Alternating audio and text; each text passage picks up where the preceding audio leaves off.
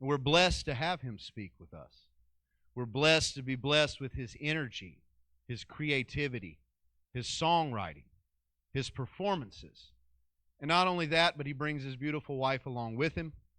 And we are also blessed to have her gifts and talents, from her snide cutting remarks at times, which can cut to the quick, but are usually directly on point, or her vocal talents and skills, or the skills that she brings to the table when you look at the mother that she is, the care and love she provides for each and every one of her little ones, and sees that as an example for other mothers, young mothers, to come into our body and bear witness to and see that it's good. And it's not just her. We have other mothers that are present that exemplify this godly example from my mother on down. And that's the man that's speaking with us today.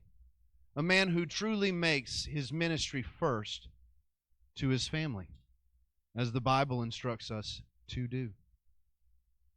Again, I know I've said it before, but I have a lot of respect and honor for the man and father that he is, and the word that he brings to the table.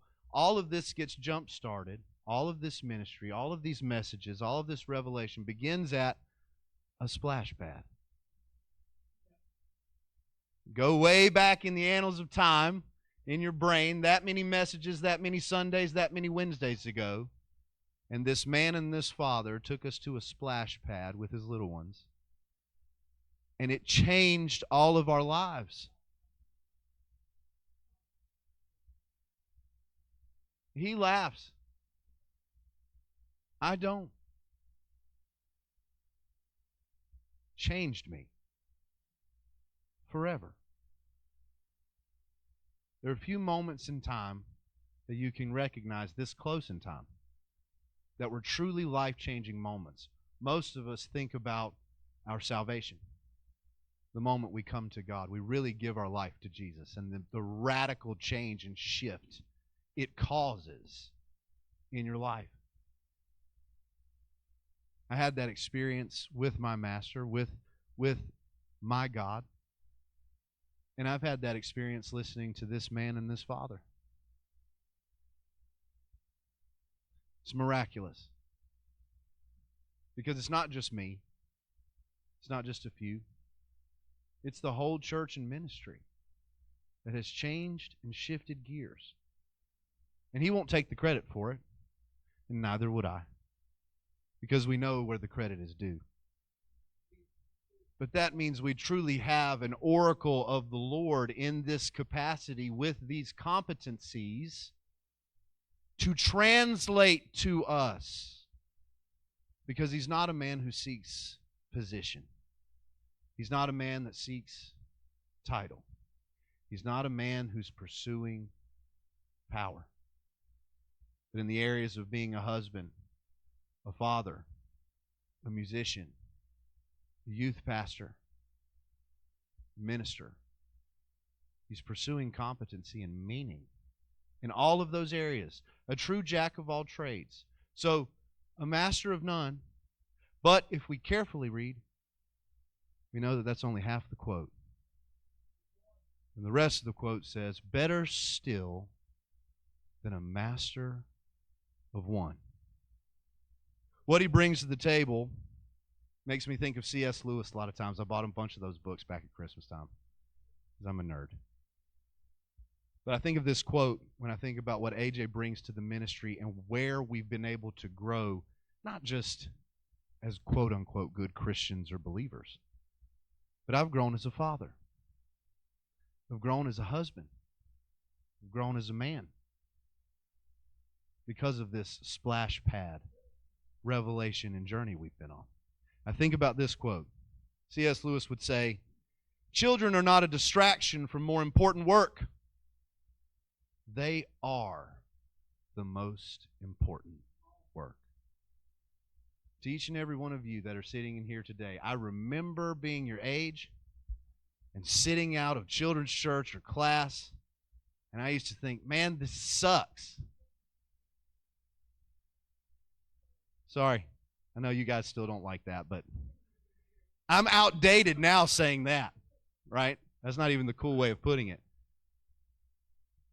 But I had moments where ministers came in, and back in those days, we got into a pattern and a routine, and you listened to the pastor the majority of the time, and it was only revivals and special events where you got to really listen to somebody else. Things have changed. Now you're in an environment where you can hear somebody new on a regular basis, and maybe not new, but at least in a rotating order, right? You try to change the flavors up. But who you're listening to, and those of you that are his kids, bear with me. But who you're listening to is speaking to each and every one of you. You may not understand everything that he says, but that gives you some homework to do. That gives you some questions to ask all of us, to ask your mom and dad, to go home and to think about. Because this man's ministry is about raising all of you to be who you truly are, to be the best you are. C.S. Lewis would have such a relationship with children, he would write letters back and forth with them. And there's one letter that came to mind when you asked me to speak after Melody performed. And Melody, again, you're the inspiration behind what I have to say today, because of the gift you also share with this body and with all of us, and the example that you set in performing, in giving of your talents, your writing, your thoughts, your heart, your soul. We thank you very much, and we ask you to please never stop. Never stop. He had received a letter from a young lady, and she had drawn him some pictures. She was working on her drawing. And I read the letter, and if you've ever read a more heartfelt letter, I don't know. Because he didn't speak as the great and powerful C.S. Lewis, literary genius, the Chronicles of Narnia, which she was obsessed with. He didn't speak to her in that flowery language, that educated, highly educated understanding, all the big vocabulary words that we get wrong on the spelling test, right, guys? He didn't talk to her like that. He talked to her at her level. And what he talked about was his drawings. And he drew a cat in the letter. And he said, I drew it from the back. Don't you think that's cheating? It's cheating because you don't have to draw the face. And everybody knows drawing faces is the hardest thing to draw. And he draws a couple of faces of a man and a woman. He says, see, look how terrible that was. Some animals are less difficult to draw than others, unless it's an elephant, and he tried to draw an elephant, and it was awful. He said, and an owl. I can't draw an owl. And he drew an owl's face, and it wasn't too great either. But he connected with her where she was, in what she was interested in. And I can tell you, if there's one man that you all can listen to that's going to connect with you right where you are and right with what all you're interested in, it's this man right here. And the way he would end his letters, and then I'll close and finish with this. I know I've been talking for a long time. I apologize. You asked me to do this. He would end his letters this way. And again, I think it echoes exactly your obedience that touched my heart today, and I hope it touched all of yours. But he would end his letters to these children by saying this: best love to you all. When you say your prayers, sometimes ask God to bless me. Children, when you remember to say your prayers, sometimes ask God to bless me. Ask God to bless your friends. Ask God to bless your parents, your teachers, and the people that run this country, so that you have something left to grow into. It's a personal note. And ask God to bless this man. Here's AJ. I'm going to turn and honor two fathers. I want to honor our Bishop Kello. Without your voice in my life, if you would, guys, give him a hand this morning. Give him a hand. Without your voice in my life, none of this would be possible. And I want to honor my dad. Dad, if you'll stand up. Give my dad some honor this morning. Because that's what this is about. It's reciprocal, right? It's reciprocal.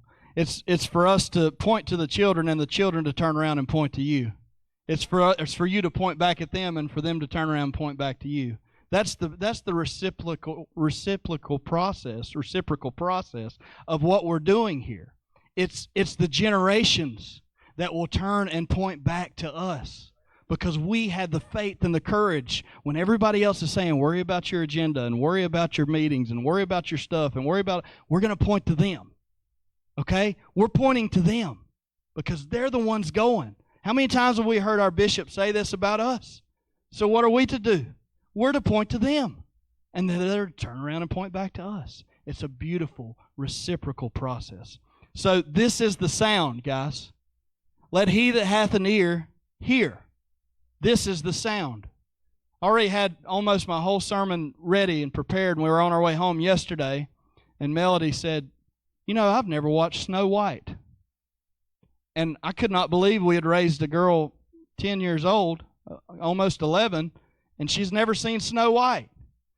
So we went home and we watched Snow White yesterday. And of course, Jesus was in Snow White, and I'd missed it. I didn't realize it. Let me read to you the lyrics of the first song that Snow White sings, and have an ear to hear this. With a smile and a song, Carol. With a smile and a song. Life is just a bright, sunny day. Your cares fade away, and your heart is young. Guys, if you're hearing this for the first time, don't feel bad, because I tune all that out on Disney movies too most of the time. Like, guys are like, "Oh, would you please stop singing?" Right? Or we just want more action. We just want to see more lions fighting, like in Lion King. But that's just the dudes, right? But this singing, she's singing this song. Listen to it. With a smile and a song, life is just a bright, sunny day. Your cares fade away, and your heart is young. With a smile and a song, all the world seems to awaken anew, rejoicing with you as the song is sung. There's no use in grumbling when the raindrops come tumbling. Remember, you're the one who can fill the world with sunshine. This is Snow White.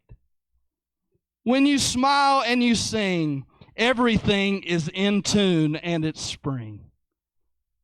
And life flows along with a smile and a song. And there I am, just listening to the voice of my children. And they are leading me into all truth. They are. Make no mistake about it. It's not some kind of ordination or some kind of office that's leading me. It's them. It's not some kind of denomination. It's not some kind of power or principality or leaders or rulers. It's my children. Melody said, I've never watched Snow White. We just followed that and watched it. And there, look at it. Look what happened. You want to know where she was at when she was singing? You want to know where it pans in on Snow White, and she's singing to the birds, and the flowers are everywhere. Consider the lilies. Consider the ravens. Consider the lilies, how they neither toil nor spin, and even Solomon in all his glory was not arrayed as one of these. Consider the ravens, for they don't store anything in barns, but God knows every need that they have, and they soar. And here's Snow White singing to these birds and singing to these flowers. She's literally singing to the earth. Then she looks in a well, a wishing well. And it's when she sees her reflection in the well that the prince meets her. This is Snow White. She's singing into a well. Do you know what she says when she's singing into that well? I'm getting a little bit ahead of myself, but she says, if you hear it echoing, when you wish in a wishing well, sing into the well, and if you hear it echoing, it will surely come true. We named this the Gathering Echo. If you didn't want a lot of hyperlinks and a lot of connections, you're at the wrong place, right? Because this is going to be a lot. I'm just going ahead and warning you. There's going to be a lot of connections, right? You brought out the splash pad, right? The splash pad kingdom. All right. How about Matt Pruitt, Gatlin's dad, one of the members of our church here, his son. I don't know how old Gatlin is now. Somebody help me, female, please. 5. Ladies, y'all are so great. Thank you. Just honor you ladies right now for remembering how old everybody is. Guys don't normally do that, or I don't. But Gatlin, okay, listen, Gatlin had a dream, okay? He had a dream. He had a dream that we were all at a splash pad and playing with wrestling toys. And everybody was smiling and dancing and playing, and everyone was happy. Gatlin had this dream like 3 weeks ago, tells his dad about it. Guess who was not alive when we did the Splash Pad Kingdom? Or was he? Guess who had not even came into physical manifestation when we were in the Splash Pad Kingdom message? But was he? He knows exactly what we're doing. They already know the song. He already knows the song. We don't have to preach to them. They know it. They know the song. Gatlin is prophesying this revelation. So what is the revelation? The sound, the dance. This is that. Come on, this is what they said in Acts. This is that the prophet Joel spoke of. That's what I'm saying right now. This is the sound. I stand here as a prophetic witness for you today, and I'm telling you what we're hearing, what we're seeing is that. This is the sound. This is the song. We are in stride. And you may look around and say, well, it doesn't look like it. Oh, but I look back there and I say, oh, we are. Oh, we are. Don't let the thermometer for this church be the adults in here. Come on. The thermometer for this church is the children on the back row. Because the church, the people, you guys that are sitting in here, you've made the commitment to them. And you know what? We said we'll take the risk. We'll take the risk. We'll take the risk. We'll sacrifice being people pleasers. We'll sacrifice being people pleasers to fill up this congregation and tell them what they want to hear, and we'll give it to the kids. So, Pastor Scott, I honor you, sir, because you've sacrificed as well. Pastor Curtis, I honor you. Pastor Danny, I honor you. Bishop Kello, I honor all of y'all. I honor y'all because you guys have sacrificed this for the opportunity for us to have that right back there on the back row. And this is the sound. Brent talked about this Wednesday night. He talked about what Jesus said from the cross. Remember? Jesus was saying what on the cross? He was singing a song. Jesus was singing. Did you guys know that Jesus sung a song on the cross? Guys back there? Did you know Jesus was singing a song on the cross? When he said, my God, why have you forsaken me? He's really singing a song from the Bible, from the Scripture. And Brent brought this out so beautifully Wednesday night. He said, everyone there would have known the song that Jesus was singing. Because later on in that verse, it says, my God, why have you forsaken me? But later on in that chapter, it says in verse 22, he has not despised nor abhorred the affliction of the afflicted. Come on. Neither hath he hid his face from him, but when he cried unto him, he heard. Did you hear that? He has not despised nor abhorred the affliction of the afflicted, neither hath he hid his face from him, but when he cried unto him, he heard. Jesus is crying this out from the cross. It's Psalm 22. My God, why have you forsaken me? But he knew, as Brent pointed out, that everyone else will know the rest of the psalm. And the rest of the psalm is, God has not turned away from me. God has not forsaken me. My Father has not forsaken me. And Jesus is quoting this song for everyone there. And here we have little Melody writing a song for us to sing with. And then we turn on our Snow White movie, and she's testifying. Somebody that wrote those lyrics in 1930-something is testifying to us right now. And you hear Jesus again say, let he that hath an ear hear. Are you in tune? Well, Snow White would say, if you would just smile and sing, everything is in tune and it's spring. And life flows along with a smile and a song. See, Jesus always points to the music. Jesus points to the music. My wife and I were planning to go to a music festival for probably 6 months. I think we bought tickets last year. And we went the first of this month to Kentucky, to the Railbird Music Festival. We had a blast, right? But there was something, and if you journal and you're trying to write down all the connections that you see, it's quite amazing to feel almost an anticipation when God's about to do something.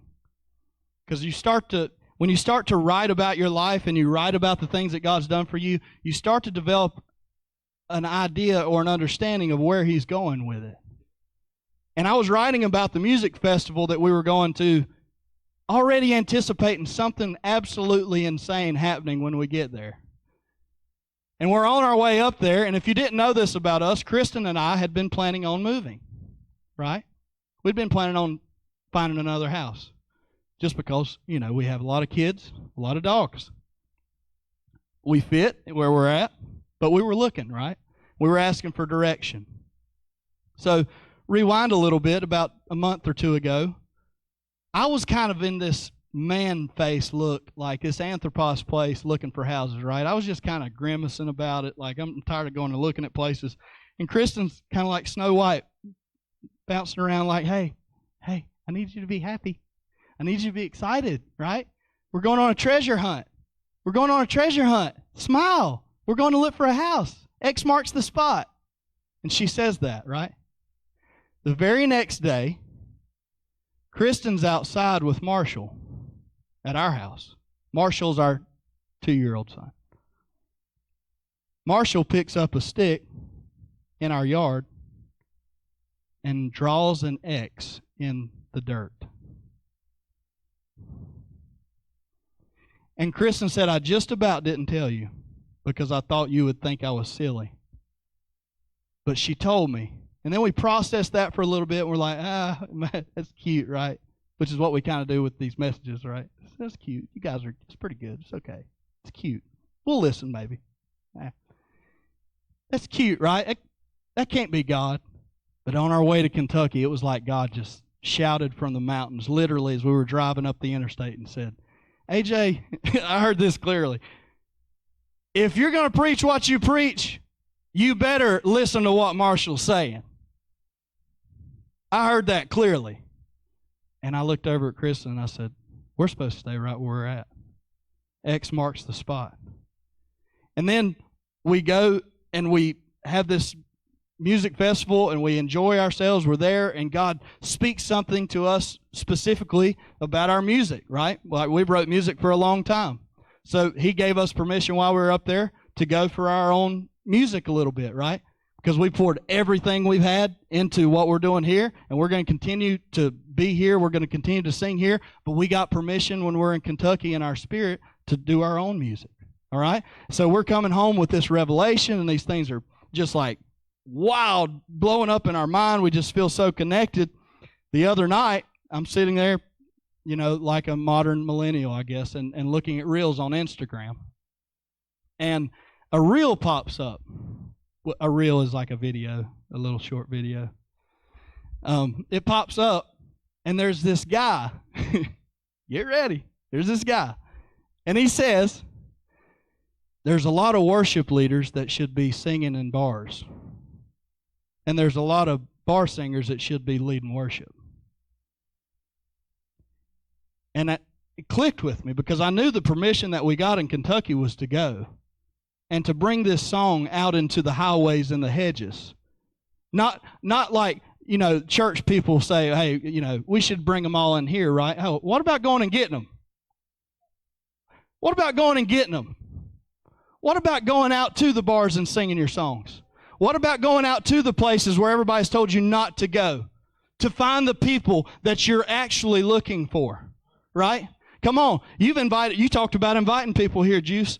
We're inviting people here. I don't know if you've noticed, but they're not coming. So maybe we're inviting the wrong people. Maybe we should go fishing for the people that need to be here. Maybe hearing God's permission to go for that on music is where we're going to find all kinds of people that we'd have never found trying to just do it for 20 minutes up here or 30 minutes up here. Maybe they're waiting on us. Maybe. But I hear this reel, right? I see this reel, and this guy says this, and we had already had this revelation. We had seen X marks the spot, and that's going to allow us to stay home and not go into, I don't know, $500,000 in debt. Thank you, Jesus, right? So we're going to stay home, and maybe that'll open us up not to be so stressed out about everything. So we might actually write more music and play outside with our kids and actually enjoy life. I don't know. That's what we're feeling.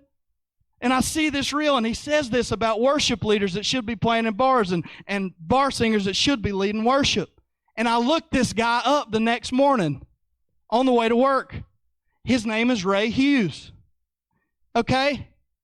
Ray Hughes, they lead off I go listen to the whole podcast now. They lead off by saying Ray Hughes has given his life to poetry, writing music, and making ink pens. And then it clicked with me. I bought an ink pen in 2020 that was very expensive for an ink pen, but it was made from a maple that was at a church in Kentucky in 1800 that started the Red River Revival. And the ink pen that I write with was made by Ray Hughes. And we got the revelation in Kentucky for what's going on. X marks the spot, guys. And if you think that it can't happen for you, you're crazy. If you think that God is not this into the minutia of your life, like down to the cells of your body, He's that intricately interested in you. You. Start believing again for you. Not because you have to soldier on. No, start believing for the crazy. Believe for the crazy. Come on, testify with me. Don't believe for just the getting by. Believe for the crazy. Believe for stuff that you can't even believe would happen, right? So the name of the podcast that he was on was called the Song Lab Podcast, but that episode was called To Reawaken Wonder. To reawaken wonder. Reawakening wonder. And then he starts talking about what Brent preached about Wednesday night.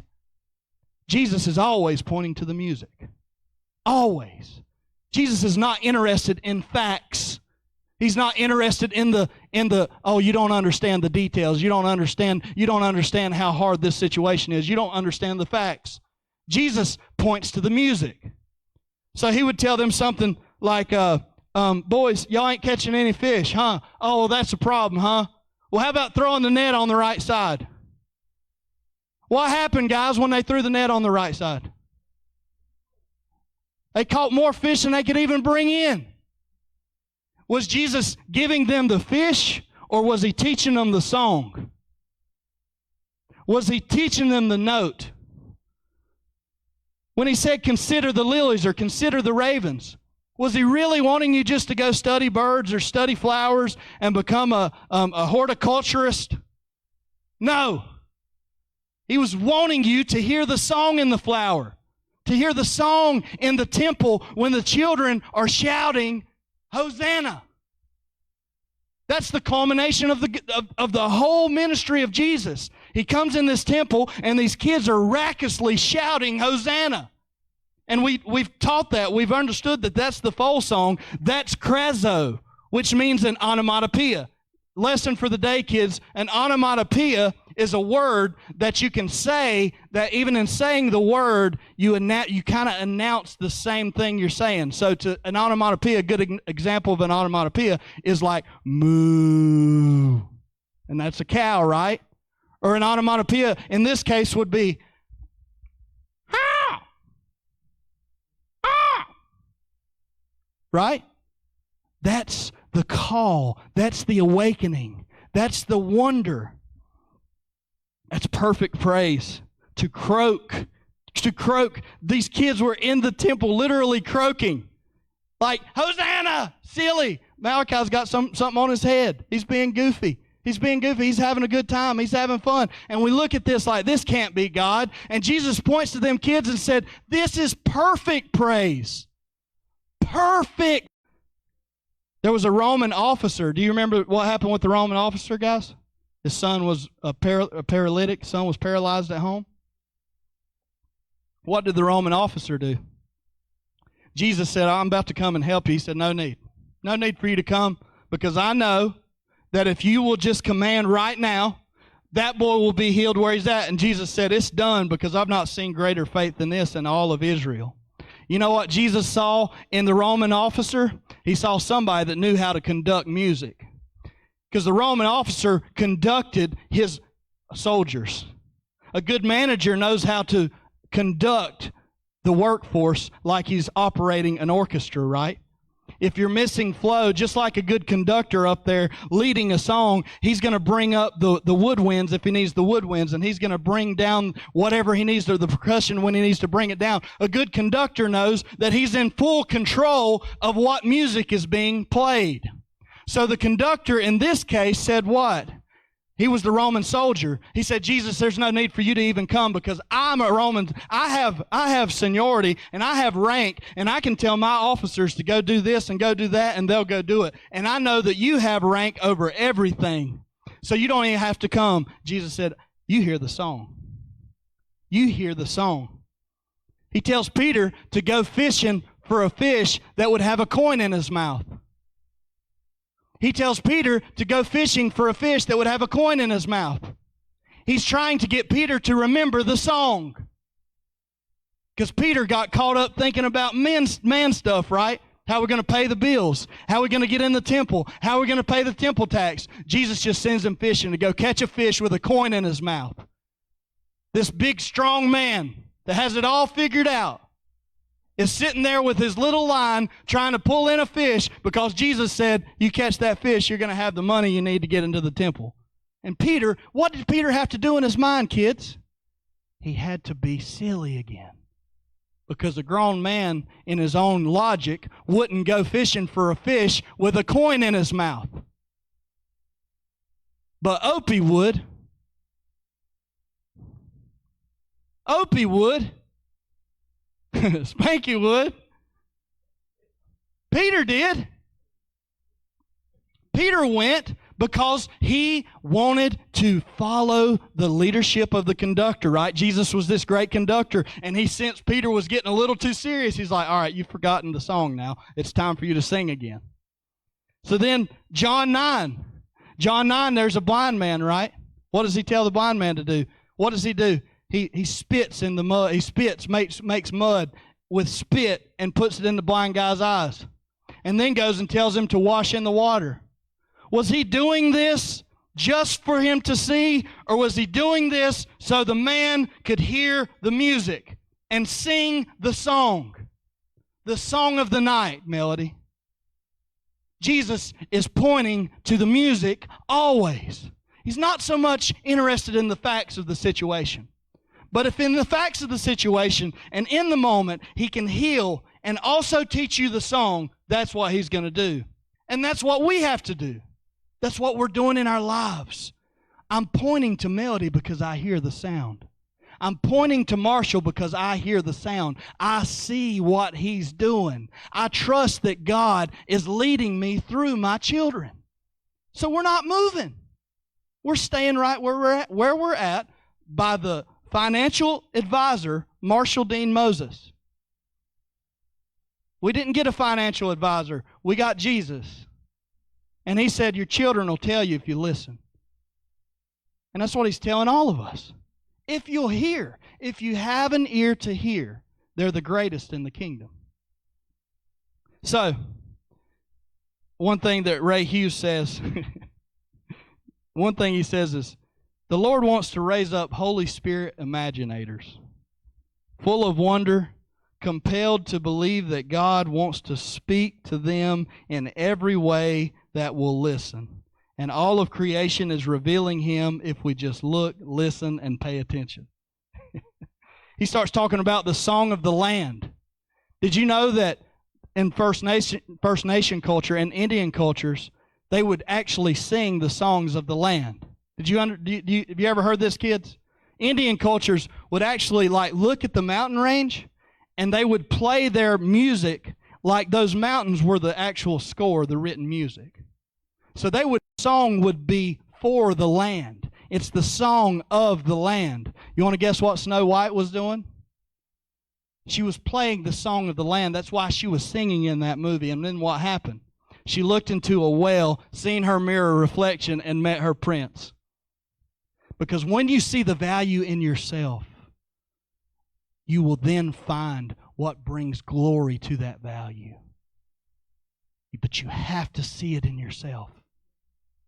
You can't take other people's word for it. You have to look into the well and see your true self, your true identity, who you really are. They call these guys, in a lot of cultures, they call them in other cultures, they call them troubadours. In skulls in Viking culture, bards, minstrels, they carried the sound of the land, song of the land, and had the voice to speak to everybody and tell them who they are.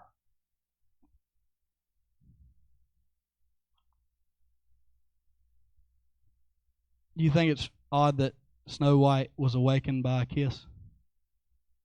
Think about that. Snow White was awakened by a kiss. And it's the kiss from your master that awakens you. Because he's kissing the face of somebody that has been asleep and needs to remember who they are. And Snow White awakens. Of course, we know the end of the story. She awakens from the spell is broken. Ray Hughes went on to develop, or he went on to talk about a man that developed something called sonic bloom. Okay? Whoever's heard of sonic bloom? Anybody else heard of sonic bloom? We're about to understand what sonic bloom is. This is wild, all right? Right before we get there, I want to tell you one more thing about this Song of the Land thing. So the Indians, right, when a male Indian, or a brave as they would call them, would want to win over a young maideness, what he would do was he would hide by the river, because the maideness had to come and get water, right? Just like the woman at the well. She's coming to the well, right? Same way in Indian culture. So the brave would hide by the river, and he would look at the riverbank, and he would see all the way that the water shapes the land. So then he would make a song based on how that water was hitting the land. He would sing this song for the maideness, hiding. And the maideness would hear his song before she ever saw him. And she would fall in love with him by hearing his song. Then she would call out her song, much like Snow White. I can't do like Snow White does. My voice won't go that high octave range. Snow White. That she would call out to her brave because she heard his song, and then they would come out singing, and then they would be joined together because of the song of the land. In Celtic culture, get ready for this. In the Celtic culture, they would honor the song of birds. So a bird would be singing, right? The bird would be singing. When a Celt would walk by a bird singing, he would stop and listen to the song. And then when the bird would fly off, they would cut down the fork out of the branch and make a harp out of the branches. Because they have that song now. So that was the way that culture did it. They would say, that bird has the song of heaven. The Celtic believed that the birds had the song of heaven because God gave them the ability to fly. So then they would honor their songs in the branches. The bird would fly off. They would cut down the branches and then turn the branches into an actual harp. This is the song of the land. This is not just random trees growing while you go to school and go to work. This is not just random birds in your yard every morning. This is not just random grass that's growing. This is not just random mountains that have been there for ancient hundreds of thousands of years, maybe millions. These are not just random things that accompany your little short breath of a vapor of a life. These things are speaking to you and saying, please see who you are, Snow White. See who you are. Because what did Snow White do? She sang to the birds. She sang to the flowers. She sang to the land. And out of that, she looked in a well, saw her reflection, and then sang for what she wanted, and it happened. And she believed it. If you hear it echoing, it will come true. So this is the gathering echo. See the value in yourself. And hear the echo that these trees have been echoing to you from eternity. Come on. This is not just happening, guys. It's not just the trees are not just sitting in your yard for nothing. They're here for you. Do you know what Melody sings in the Song of the Night? This is Melody's words. Listen to the creatures of the night, the breeze blowing through your hair, the whistling sound of the birds singing their sweet good nights. Look up at the stars, see the shapes. It all turns into a masterpiece. The breeze blowing through the trees. Get ready, here it is. Standing there in the yard, it's like the creatures know you're out there. Singing the songs just for you. Now that is my little girl. And she hears something. And I'm telling you, this is that. That little girl realized that when she goes outside, these birds are not just singing some random song. They're singing to her. They're singing her song. They're singing the song of creation because everything created creates. That's what Ray Hughes says. Wind makes more wind. Water makes more water. Trees keep treeing. People keep peopling. Rocks keep rocking. Created things create. Sometimes they roll. That's good. I like that. Rocks keep rocking and sometimes rolling. Come join us Sunday morning for worship. All right. Turn to Ephesians chapter 4. Ephesians 4. Verse 15 and 16.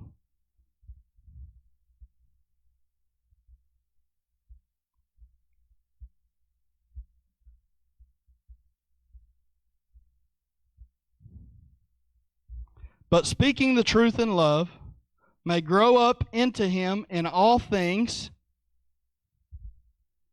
which is the head even of Christ, from whom the whole body fitly joined together, and compacted by that which every joint supplieth, according to the effectual working in the measure of every part, maketh the increase of the body unto the edifying of itself in love.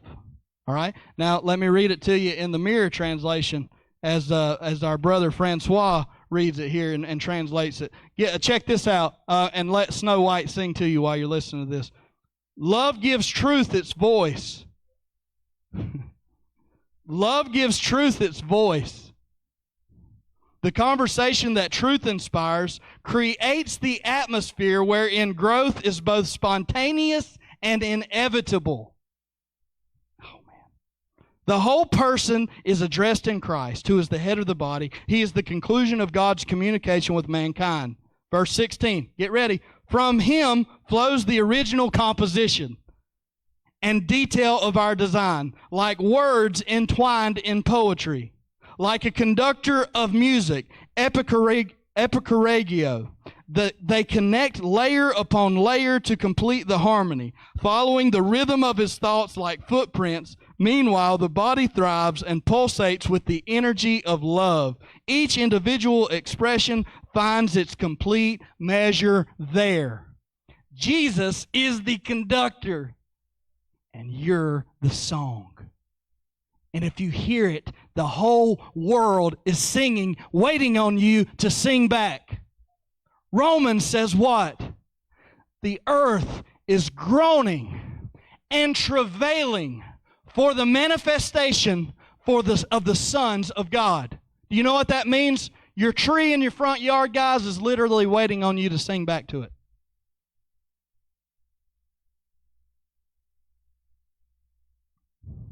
I mean, we're going there. You can call me a tree hugger all you want to. Call me a tree hugger, that's fine. I'll probably get more love out of that than somebody that would call me a tree hugger.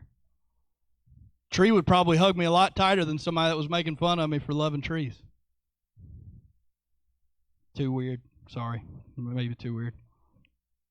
So Ray Hughes talks about this gentleman named Dan Carlson. Dan Carlson was in the Korean War. In the Korean War, he witnessed a horrifying event, okay? Now we got the older kids in here. This is tough.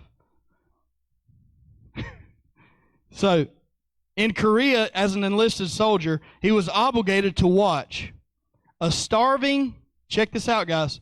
He was obligated to watch a starving Korean mother lay the legs of her small child beneath the rear wheel of an army truck. Crushing the child's legs created an authentic cripple entitled to a family-saving food subsidy. So this man was a soldier in the Korean War, and he saw this poor mother in Korea, lay her child, his legs, underneath an army tank, so it would crush the child's legs. So the reason she did that was because they would get a subsidy, which means that they would get their bills paid because they had an authentic crippled child. So this man, Dan Carlson, saw that in Korea. And instead of staying in the darkness, in his heart, something happened that's similar to what happened with Joseph. He said, if this is what famine does to lands, then I need to figure out how to fix famines. So he went home, and he started considering the lilies. This tragedy birthed a song within him to break the famine off lands. Back home, entitled to the GI Bill of Rights, Carlson spent many hours in the University of Minnesota Library studying horticulture, particularly plant physiology, struck by the idea that certain sound frequencies might help a plant breathe better and absorb more nutrients. He experimented with various frequencies until, with the help of an audio engineer, he found one range that was constant with the early morning birds chirping. That helps plants open wider their stomata, or mouth-like pores. So plants, and Credence gave me this as we were coming in this morning. Thank you, Jesus, for this illustration. But she gave me this on our way in, and it's a flower. It was growing up through the asphalt. But a plant, kids and adults, has stomatas, and there are mouths all over it. Mouths all over. There's hundreds of thousands of mouths opening up on this plant. And those mouths open up to what? Drink in the dew, to drink in the nutrients, to sustain itself. So this man said, I want to find out a way to make the plants drink more. I want to find out a way to make the plants grow better, to grow bigger. And he started hearing the birds in the morning, and he noticed that the birds sing about an hour before the sun. So the birds are prophesying to the sun. The birds are singing to the plants and the flowers and the world, saying, I know it's dark. I know it's dark, but sun is coming. The new day is dawning. And the birds are singing this song while most of us are still in bed. And we get up and we hear these birds sing, and we think it just happens, right? It's just the way it is. No. They're singing to prepare the earth to receive the water. They're singing to prepare the earth to receive the sustenance. They're singing to prepare life to flourish. Every morning. Every morning.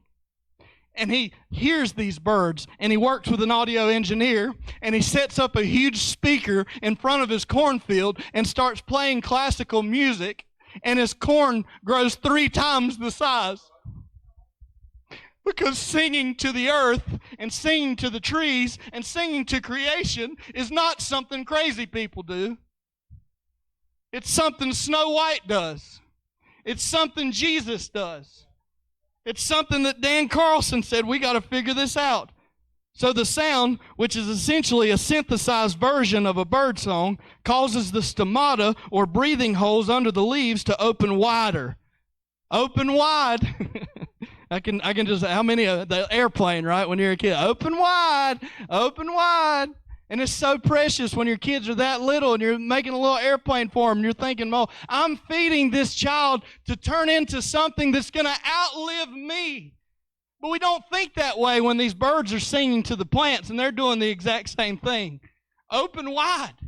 The birds are singing this song, and the plants are opening wider. They're opening their mouths so they can breathe in, take in more carbon dioxide and nutrients. Better results can be obtained by using the I'm having a real hard time. I struggled with this word yesterday too. Say it again. Proprietary. Thank you, lawyer. Organic foliar nutrient spray that takes advantage of the open breathing holes to feed the plant more effectively. As stomata normally imbibe the morning dew, sucking up nutrients in the form of free-flowing elements, why not, thought Carlson, develop a special organic plant food spray to apply to the leaves along with the sound that induces stomata to open? Even in poor soil, Carlson reasoned plants could be well nourished with a foliar spray containing the right combination of elements. And you know what that is? Blessed is the man who trusts in the Lord. Who trusts in the Lord, he is like a tree planted by water that sends out his roots to the stream and does not fear when heat comes. Its leaves remain green, and it's not anxious in the year of drought, for it does not cease to bear fruit. That's Jeremiah 17:7-8. Using this technique, Sonic Bloom often produces yields from 50 to 700% greater than normal. Carlson's own purple passion vine that typically grows only 18 inches is now 1,350 feet long and growing, earning him his own place in the Guinness Book of World Records. During a drought in Sudan, where Sonic Bloom was used, the treated plants grew productive plants at 130 degrees with 2 inches of annual rainfall. Wherever Sonic Bloom wasn't used, the crops failed. Don't fear even in the year of drought. He created Sonic Bloom, and it's a literal, actual thing. It went from being this God thought, this bird song, this mystical idea, into becoming, they're literally breaking famine off of lands because this guy saw that happen and he didn't get lost in his own darkness. He didn't look away either. He looked right at it. So maybe that's your word this morning. Maybe all you can see is the dark. Maybe you can't hear the song. Maybe you can't see the reflection. Look at what you're afraid of. As Jordan Peterson has taught us so beautifully, with Jesus being the serpent that is lifted. When they lifted the serpent, when they were all being bitten by snakes, why did they lift a serpent? They lifted a serpent. Moses lifted the serpent up so they could look at what was poisoning them, so they would not be afraid of the snakes, right? Jesus said, I'm like that snake. I must be lifted up, because most of us are viewing God as what's killing us. I said it. Most of us are viewing God as this eternal judge that is waiting to just end everything. Can't wait to end everything. Most of the people that were under a religious setting in Jesus' day thought that all the kids running around and all the playing and all the songs and all the singing was irreverent.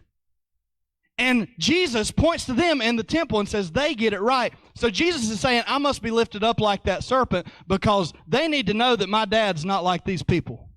My dad's not preaching the same sermons that the Pharisees are preaching. My dad's not singing those songs. He's singing the songs that the children are singing. So you look at what you're afraid of, children. Are you afraid of it? Look at it until you're not afraid of it. Look at it with Jesus. In Romans 8:21 and 23, turn there. Romans 8, that's good. Exposure therapy, that's right. That's exactly right. Romans 8:21 and 23.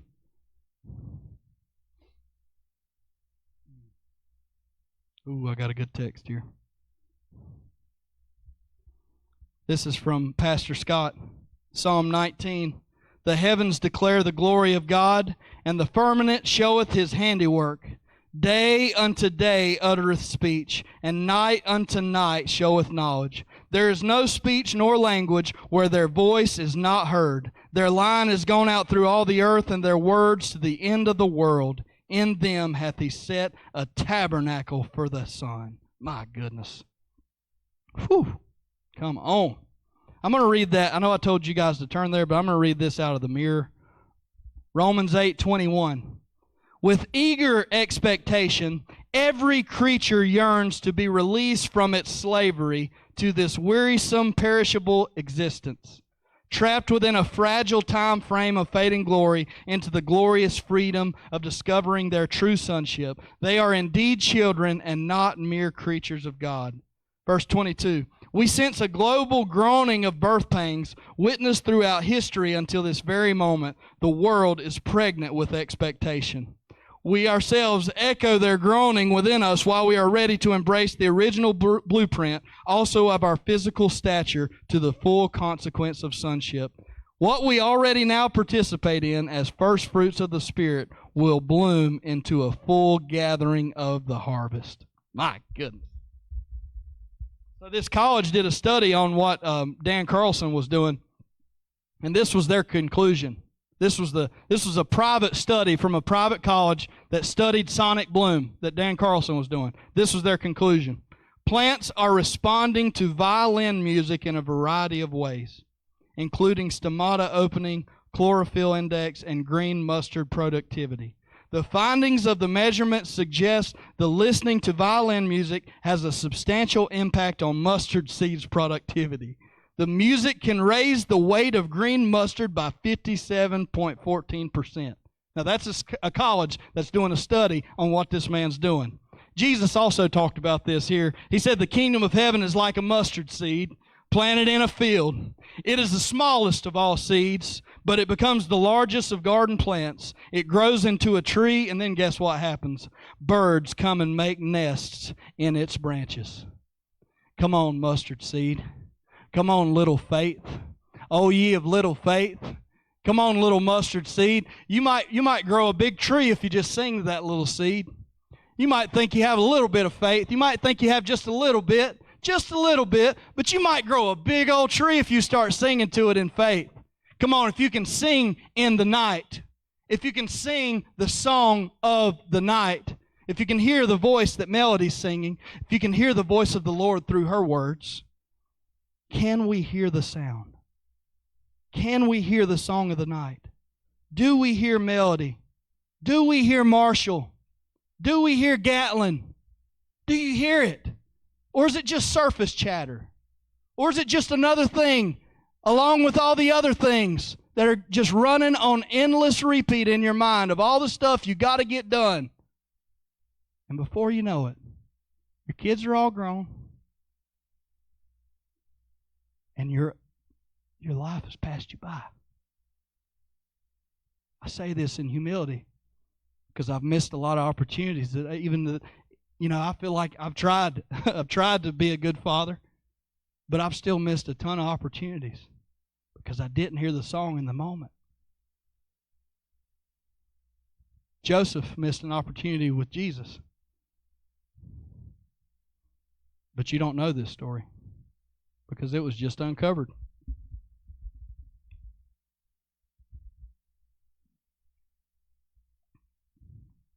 There's a reason we're alive in this time, guys. There's a reason we're doing this, Juice.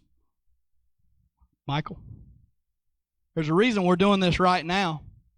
Did you know that with our ministry and with our message that we're bringing out, 2024 is when they discovered this passage that is in the Gnostic text. They just discovered this. A newly deciphered manuscript dating back 1,600 years has just been determined to be the oldest record of Jesus Christ's childhood. So kids, pay attention. I'm going to teach you a story about Jesus when he was little. Experts said in a news release that this piece of papyrus had been stored in a university library in Hamburg, Germany for decades. Historians at Humboldt University announced the document remained unnoticed until Dr. Lajos Birks from Germany's Institute for Christianity and Antiquity at Humboldt University in Berlin, I know it's a lot of places, sorry, and Professor Gabriel Noki, that sounds like Olive Garden, sorry, chicken and gnocchi, that's fantastic. Gabriel Noki Makedo from Belgium's University of Liege studied it and identified it as the earliest surviving copy of the Infancy Gospel of Thomas, a document detailing Jesus Christ's childhood. This just happened.